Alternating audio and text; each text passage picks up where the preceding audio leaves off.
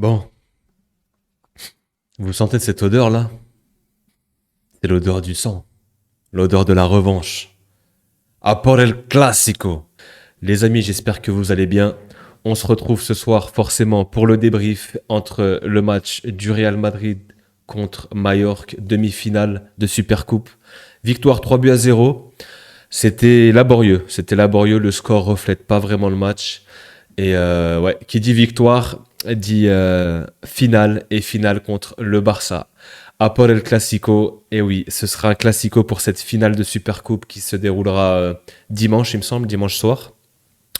On va retrouver nos ennemis jurés, les gars, les Blaugrana contre les Merengues. Ça va être la guerre, ça va clairement être la guerre, les mecs.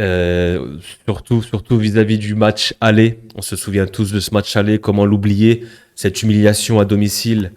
Je l'ai encore un petit peu ici, 4-0. C'est sûr que les joueurs seront à charge de revanche. Les Barcelonais, eux, qui voudront aller chercher un titre, vu que nous, on a déjà 2 titres. La victoire contre l'Atalanta et ensuite la finale aussi contre... j'ai plus l'équipe. Mais on a déjà 2 titres. On va aller chercher ce troisième. Le Barça est en quête de son premier titre de la saison. Voilà, je vous explique pas la rivalité qu'il y a entre les deux clubs. Il y a ce match aller qui fait tâche pour nous les Madrilènes. Il faudra vraiment montrer un autre visage parce que même ce soir, les gars, j'ai pas été satisfait et content de ce match. Malgré le score 3-0 qui s'est décanté en fin de match plutôt, dans l'ensemble, j'ai pas très aimé ce match. C'était laborieux, c'était poussif, c'était compliqué. On va revenir un petit peu dans le détail de ce match. En tout cas, voilà, j'espère que vous allez bien. Et voilà, n'hésitez pas, les gars, pour soutenir la chaîne, encore une fois, je me répète, le petit pouce, likez, commentez, abonnez-vous. Il y aura plein de vidéos débriefs et autres. Et en tout cas, merci à tous ceux qui le feront. Et merci pour la force. Donc, on va revenir tout doucement, les gars. On va commencer par la compo. Donc, pour cette compo concoctée par Carlo Ancelotti, on retrouve Courtois dans les buts. La défense à 4, Mendy, Rudiger, Tchouaméni, Vasquez. Le milieu à 3, Bellingham, Camavinga, Valverde.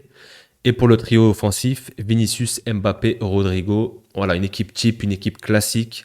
Il y avait un petit doute sur le poste du latéral gauche. Finalement, c'est Mendy qui récupère son poste. Et Camavinga, on retrouve Camavinga au milieu de terrain. J'ai été assez content quand je l'ai vu titulaire au milieu de terrain.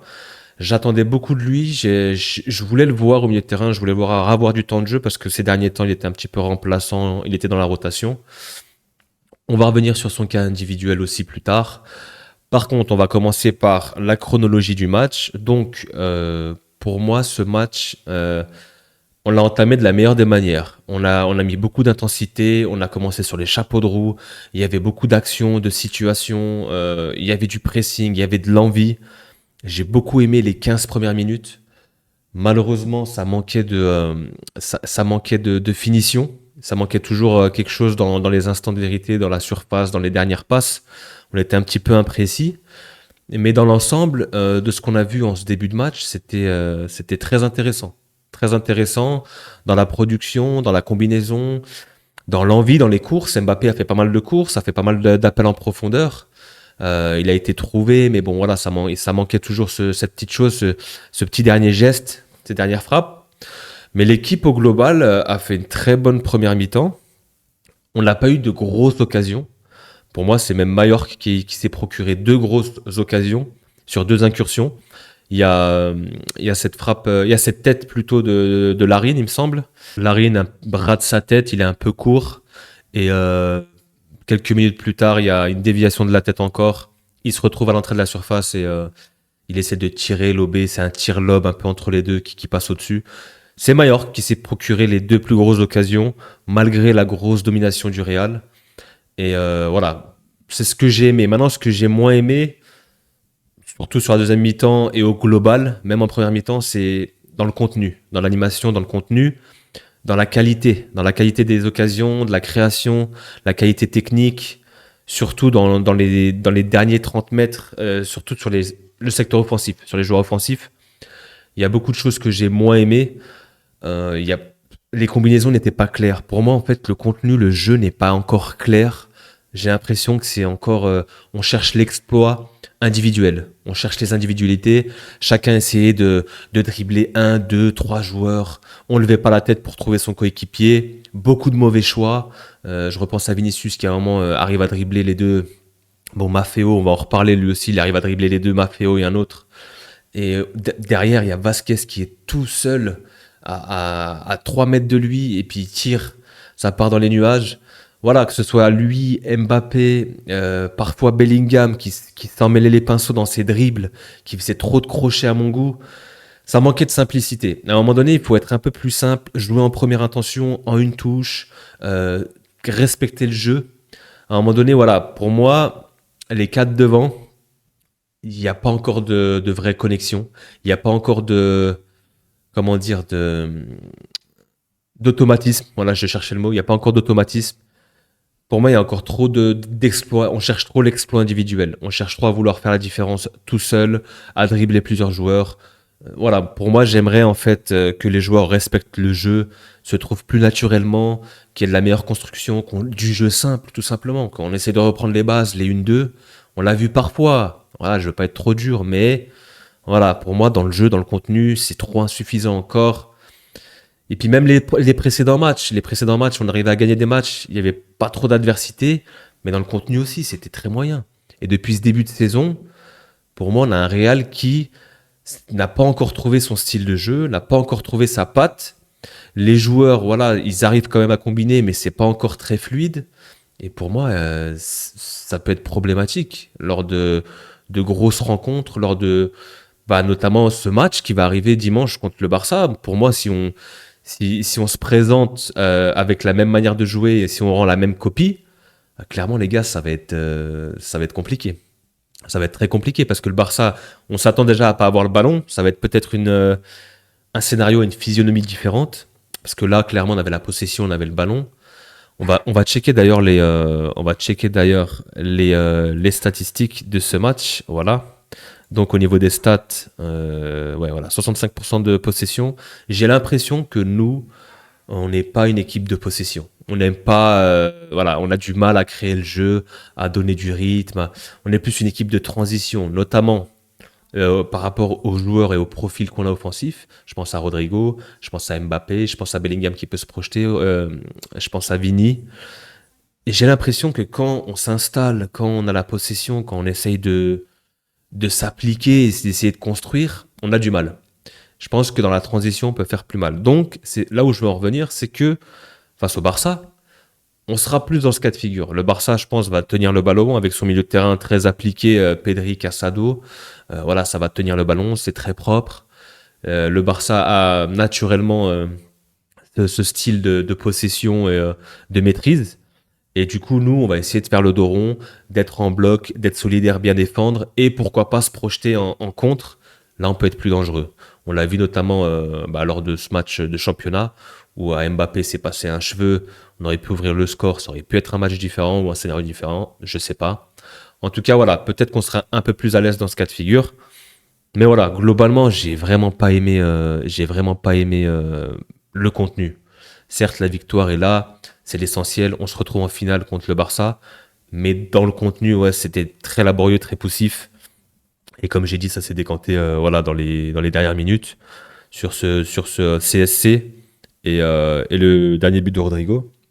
D'ailleurs, même le premier but qu'on met, c'était très poussif. On a réussi à péter le verrou, mais à quel prix?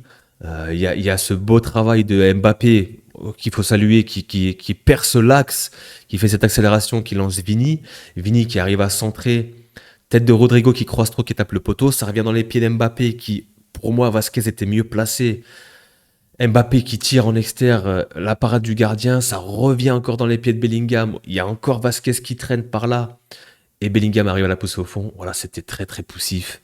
Voilà, c'était au forceps. Clairement, ce but aussi au forceps, un CSC, le dernier but de Rodrigo. Donc voilà, pour moi, voilà, il n'y a pas eu trop de maîtrise pour moi et je suis pas hyper satisfait de ce match. Voilà, j'espère que contre le Barça dimanche, on va sortir les crocs, clairement.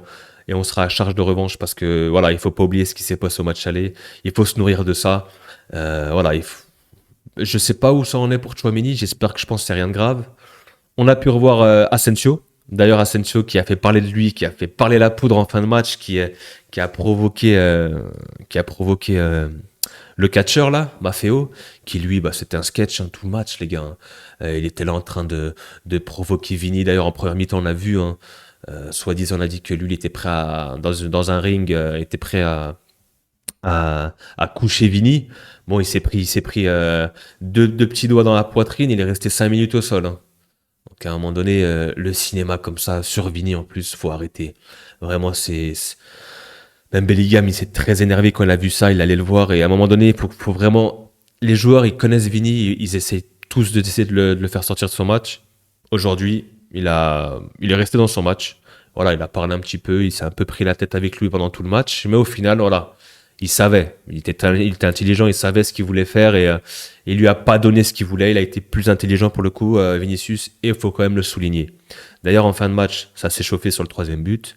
Il y a Asensio qui a vu ce qui s'est passé tout le match avec Maffeo, qui a dû entendre aussi ce qui s'était dit. Et d'ailleurs, en fin de match, qui lui fait des petits bisous, qui le chauffe. Il y a Bellingham qui s'est pas mal chauffé aussi. Donc ouais, non, c'était un match très très... Il y avait de la tension, il y avait beaucoup de tension, il y avait beaucoup de nervosité, d'animosité.